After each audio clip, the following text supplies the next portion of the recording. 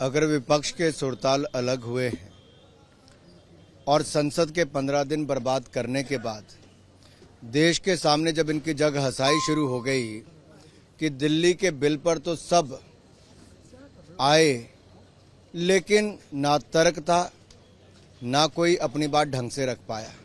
और ये साफ दिखा कि अब तक जो विपक्ष ने किया है वो केवल देश को भ्रमित करने का काम किया है, देश का समय और पैसा बर्बाद करने का काम किया है। चर्चा तो मणिपुर पर पहले दिन से ही होनी तय थी।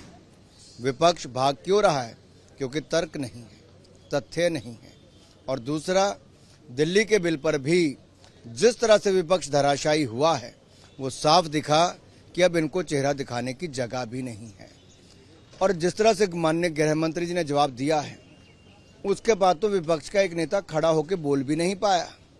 इसका मतलब सब उनकी बात से सहमत थे, उनके तथ्य और तर्क ठीक था, क्योंकि कांग्रेस के समय ही ये कानून भी बनाया गया था और जिस धारा के अंतर्गत ये ताकत, ये पावर केंद्र के पास नियम कानून बनाने की है वो भी उन्होंने देश के सामने रखा। तो इसके बाद तो बचता क्या है?